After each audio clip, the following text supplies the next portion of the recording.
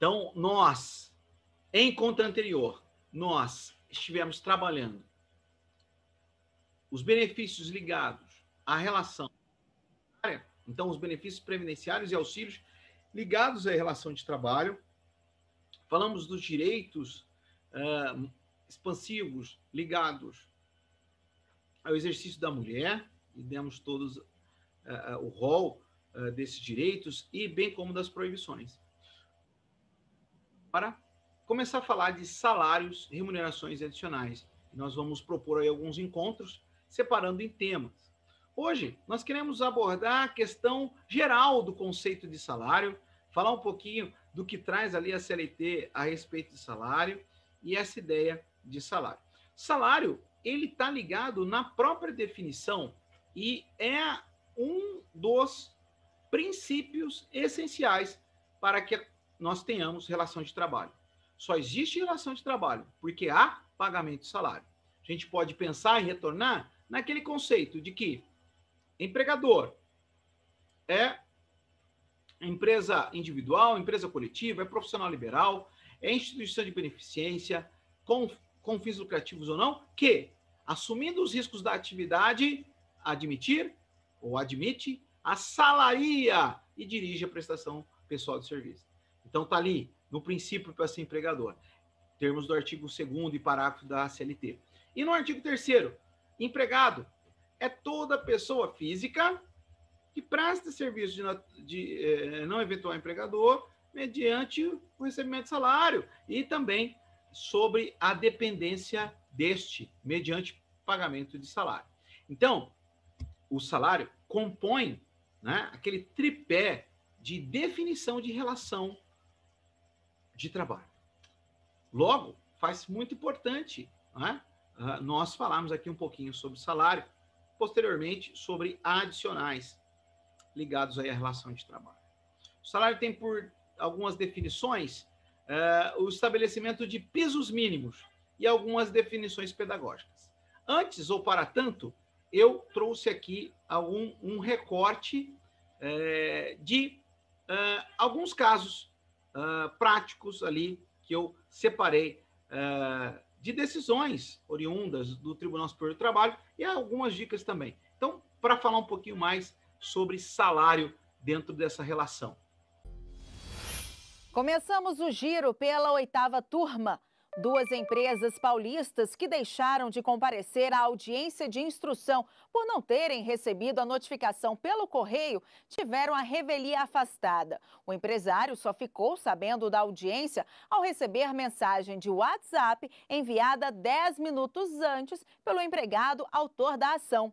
Ao julgar o caso no TST, a relatora, ministra Dora Maria da Costa, aceitou os argumentos de que as notificações iniciais enviadas pelos Correios não teriam sido entregues por deficiência dos atos. Para a relatora, o juízo deveria ter examinado as alegações das empresas apresentadas antes da sentença na tentativa de reverter a decisão em que havia sido encerrada a instrução processual e designada a data para julgamento. Por unanimidade, a turma determinou o retorno dos autos à Vara do Trabalho e a reabertura da instrução processual para novo julgamento. E uma multinacional que alugava veículos de luxo para o ex-presidente da empresa conseguiu reverter decisão que havia determinado a incorporação dos valores da locação dos carros ao salário do ex-empregado. A decisão é da 3ª turma. O Tribunal Regional do Trabalho da 15ª Região em Campinas, São Paulo, aceitou o pedido do ex-presidente de uma multinacional para que o valor do aluguel do carro de luxo que ele utilizava para trabalhar fosse incorporado ao salário. A decisão reverteu a sentença que havia estabelecido que os valores não tinham natureza salarial. Para o TRT, o veículo fornecido ao empregado assegurava a prestação de serviços e, portanto, deveria compor a remuneração. Na reclamação trabalhista, o executivo de nacionalidade italiana contou que, para montar uma filial da empresa no Brasil, a multinacional lhe ofereceu alguns benefícios, como o pagamento da escola para os filhos, moradia, seguro-saúde, celular e uso de carros de luxo alugados por cerca de R$ 2.500. Segundo o empregado, o valor do aluguel do veículo deveria ser considerado como salário in natura e é adicionado à remuneração, tendo impacto nas parcelas salariais e rescisórias. Os argumentos do profissional foram baseados no artigo 458 da Consolidação das Leis do Trabalho, que prevê que, além do pagamento em dinheiro, compreende-se no salário, para todos os efeitos legais, a alimentação, habitação, vestuário ou outras prestações in natura que a empresa, por força do contrato ou do costume, fornecer habitualmente ao empregado. A multinacional recorreu ao Tribunal Superior do Trabalho. O relator do caso, na terceira turma, ministro Agra Belmonte, ao julgar o processo, explicou que a súmula 367 do TST, que define a habitação, a energia elétrica e veículo fornecidos pelo empregador ao empregado, quando indispensáveis para a realização do trabalho, não tem natureza salarial, ainda que no caso de veículo, seja ele utilizado pelo empregado também em atividades particulares. O relator concluiu que o TRT contrariou a súmula. O ministro destacou que, segundo o processo, o veículo fornecido pela empresa era imprescindível para o trabalho, embora o empregado também utilizasse para fins particulares. Por isso, negou que o valor da locação do carro fosse incorporado ao salário e excluiu a condenação que havia sido imposta à empresa. A decisão foi unânime. Atraso no recolhimento de FGTS e INSS não caracteriza dano moral. O entendimento é da primeira turma. O Tribunal Regional do Trabalho da 2ª Região na capital paulista havia condenado uma indústria de Barueri a indenizar o empregado por danos morais. O motivo foi o atraso no recolhimento de FGTS e contribuição previdenciária. O TRT havia fixado o valor da indenização em R$ 3.000, mas, ao julgar o caso, o Tribunal Superior do Trabalho restabeleceu a decisão de primeiro grau e negou a indenização. O relator, ministro Dezena da Silva, observou que a questão está pacificada no TST. O entendimento do tribunal é que a falta de recolhimento das parcelas não é suficiente para justificar indenização. Para o ministro, é preciso demonstrar que houve prejuízo de ordem moral. A decisão foi unânime. Encerramos o giro de notícias com o caso da 4ª turma. Um auxiliar de frigorífico dispensado por justa causa não vai receber 13º proporcional. Ele havia sido demitido por faltar ao trabalho diversas vezes sem justificativa. Ao julgar o caso no TST, o relator, ministro Ives Gandra, observou que a lei que criou o 13º salário estabelece que a parcela é devida quando a rescisão é sem justa causa. O ministro lembrou ainda que a questão já foi objeto de discussão no TST, que adotou o entendimento de que a extinção do contrato de trabalho obriga o empregador ao pagamento do 13º proporcional, exceto quando a dispensa é por justa causa. A decisão foi unânime.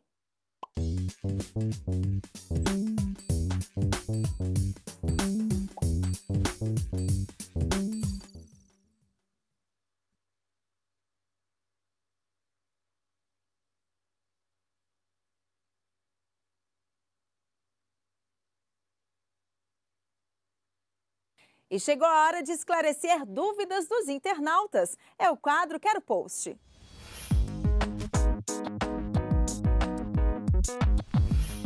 A dúvida enviada ao nosso Facebook com a hashtag Quero Post é do Clércio. E a pergunta é: no meu serviço todos receberam o pagamento em dia e o meu ainda não foi creditado em conta. Existe alguma lei para que eles possam pagar com correção ou juros? E a partir de quantos dias? Vamos conferir. João Paulo trabalhava como técnico de enfermagem em um hospital de Brasília. Atuava na área assistencial da unidade de terapia intensiva, a UTI. Durante os 5 primeiros meses, os pagamentos foram efetuados em dia, mas logo depois a empresa começou a atrasar 10 e às vezes até 15 dias o salário. Alguns colegas perderam o emprego por ter procurado o sindicato, por ter ido reivindicar os seus direitos. Com os atrasos no salário, ficou difícil pagar as contas em dia, o que resultou no recebimento de diversas correspondências do SPC e Serasa. A gente pagava os juros da conta em atraso, mas não recebia esses juros do salário pago com atraso. E os atrasos foram aumentando. até que ele ficou 3 meses seguidos sem receber o pagamento. Além disso, as férias estavam vencidas. Você trabalhar o mês inteiro e receber o seu dinheiro, eu acho que é uma dignidade do trabalhador. E você trabalhar e chegar ao final do mês e você não receber, e receber com 15 a 20 dias de atraso. De acordo com o artigo 459 da CLT, o pagamento do salário não deve ser estipulado por período superior a um mês, salvo em relação a comissões e gratificações. O parágrafo 1º especifica ainda que o pagamento deverá ser efetuado, o mais tardar, até o 5º dia útil do mês subsequente ao vencido. O pagamento de salário é uma das obrigações principais da relação jurídica de emprego, né? Assim como o empregado, a obrigação primeira dele é executar o trabalho que ele foi contratado, que submeteu, enfim, a obrigação do empregador é remunerar pelo trabalho prestado. Essa remuneração normalmente é estipulada no prazo máximo de um mês, quer dizer, ela não pode ser superior o pagamento a 30 dias ou um mês. Pode ser naturalmente ajustada por períodos menores, 10, 15, por exemplo, quinzenalmente, semanalmente. O precedente normativo número 72 do TST estabelece multa de 10% sobre o salário quando o atraso no pagamento for de até 20 dias e de 5% por dia no período subsequente. Os atrasos reiterados no pagamento do salário podem gerar até mesmo indenização por dano moral. Tudo depende do motivo e da quantidade de dias atrasados. Não basta que haja um atraso eventual durante uma relação de emprego de 2, 3 anos, o empregador atrasou 2 dias de salário no momento de crise, dificuldade financeira e a justificar a indenização por dano moral nesse sentido. É necessário que haja um atraso, que haja um constrangimento, não só um constrangimento, mas um dano mesmo causado pelo inadimplemento da obrigação contratual. O Tribunal Superior do Trabalho também tem entendido que atrasos reiterados no pagamento do salário podem gerar a rescisão indireta do contrato de trabalho. Isso acontece quando há a culpa do empregador pelo descumprimento das obrigações. Mas para que haja rescisão indireta, é necessário que o empregado entre com uma ação na Justiça do Trabalho. Ultrapassou 15, 20 dias sem pagar os salários, sem dar uma justificativa plausível qualquer, e sem providenciar até a própria subsistência do empregado, já está autorizado a fazer a cobrança judicial e pretender até, eventualmente, a rescisão por culpa do empregador. A 8ª turma do TST julgou um caso em 2014 envolvendo o tema. Uma empresa foi condenada ao pagamento de R$3 mil de indenização por dano moral coletivo a uma farmacêutica que trabalhou na instituição por 14 anos. De acordo com o processo, a empregada recebeu salários atrasados durante 9 meses. Além disso, também não havia recebido o pagamento das verbas rescisórias. E lembra do João lá no início da reportagem? Então, ele pediu demissão do hospital por causa dos atrasos contínuos no pagamento. Mas, felizmente, não precisou acionar a justiça, pois 10 dias depois recebeu todo o dinheiro devido. Ele hoje já tem um novo emprego e os salários são pagos na data certa. Por muitas das vezes a gente recebe até um dia antes. Viu? A sensação é muito boa, a sensação de ter o seu... Você se sente realizado, né? É a dignidade do trabalhador trabalhar e receber.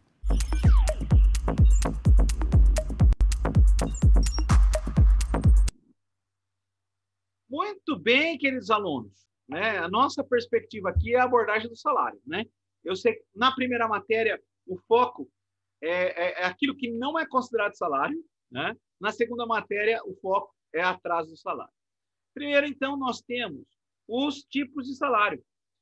Diz a CLT, então, que o salário ele pode ser organizado e pago pelo empregador em prazo não superior à prestação de serviço de 30 dias, ou a 30 dias.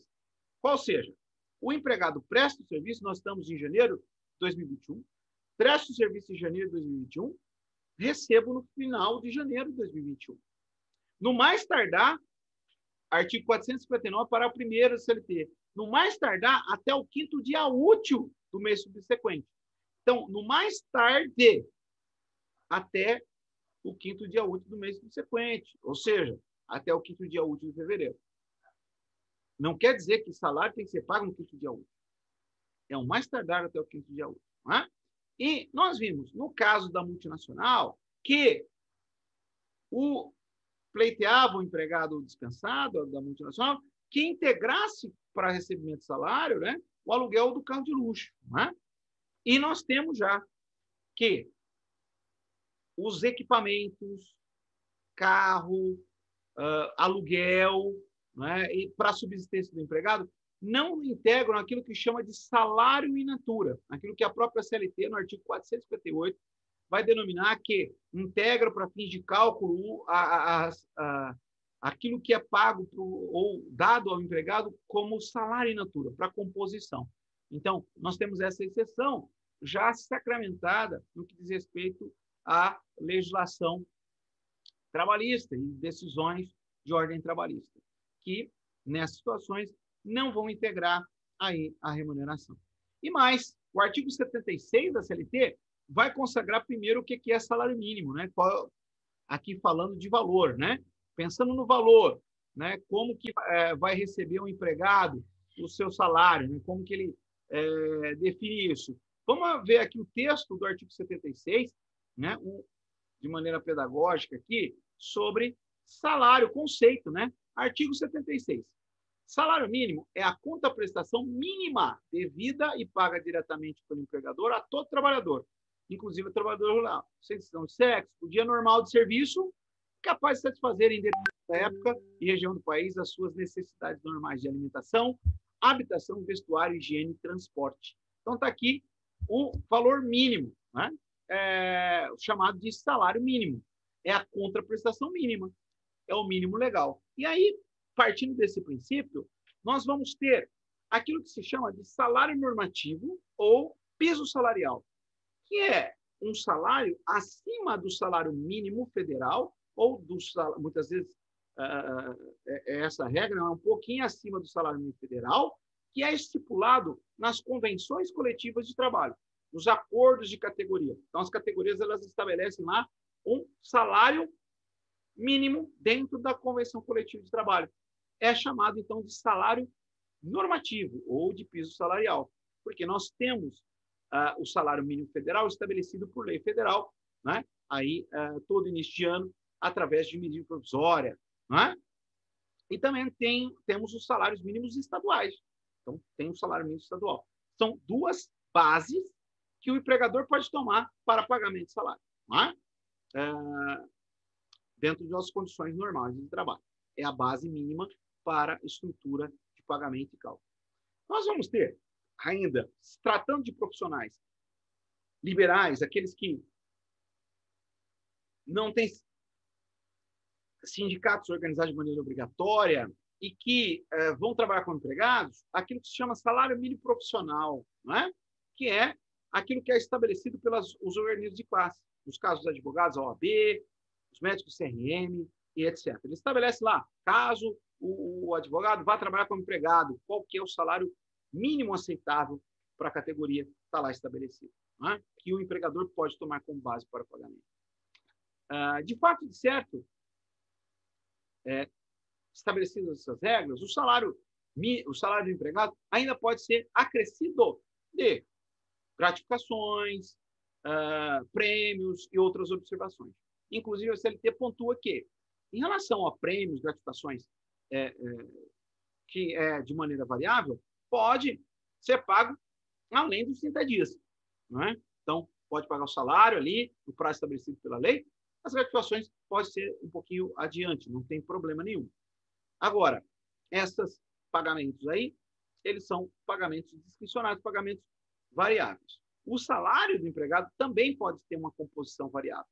Ele pode ser fixo ou variável. Ele não, obrigatoriamente, não precisa ser fixo ou mensal. Ele pode ser variável. Pode ser até, o empregador pode até pagar em menos de 30 dias. Pode pagar a cada 15 dias, pode pagar por semana.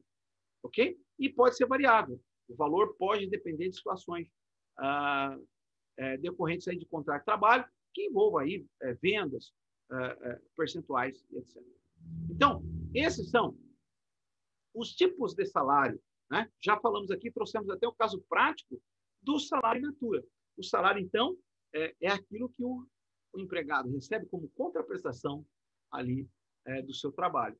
E pode ser e tem que ser pago dentro do padrão legal. Interessante notar que a forma de pagamento pode ser eletrônica, pode ser uma transferência de pagamento até em cheque, desde que, se for pago em cheque, possibilitar ao empregado ter uma saída para desconto, ou até uma própria agente onde ele possa descontar. Né? E hoje, com as facilidades de Pix, com as facilidades de outras intervenções de bancos eletrônicos, é muito fácil ali o pagamento, né? Ocorre automaticamente, então não há dificuldade para a transferência, pode ser qualquer meio hábil aí para transferir dinheiro ao cliente. No caso do atraso do pagamento de salário, já trouxemos aqui, inclusive, as determinações legais, tanto aquilo que incorre naquilo que nós temos entendido dentro da legislação trabalhista, pode até incorrer em danos morais, não é? Cabe multa, tem multa de 20%, tem 5% caso o período seja maior aí do que o prazo estabelecido no procedimento normativo. Então, e cabe ali até uma indenização um pouquinho maior no caso de ser constatado danos morais ali, o atraso no pagamento desse salário. Sobre os salários, incidem, então, os descontos legais que nós falaremos em encontro futuro, já que, no próximo encontro, nós vamos tratar dos adicionais ao salário. Então, nós estamos falando ainda daquilo que se chama salário bruto, né? Daquilo que é tudo que o empregado ganha, ou tudo que é estabelecido contratualmente. Né? E na semana que vem, vamos compor essas informações no nosso próximo encontro, tratando dos adicionais a esse salário. Temos fixado o salário? É possível que, dependendo da atividade, dependendo da circunstância, o empregado seja ali, ele pode ter o direito de receber adicionais. Vamos falar dos adicionais, quais são eles e como eles funcionam dentro dessa relação do pagamento e remuneração.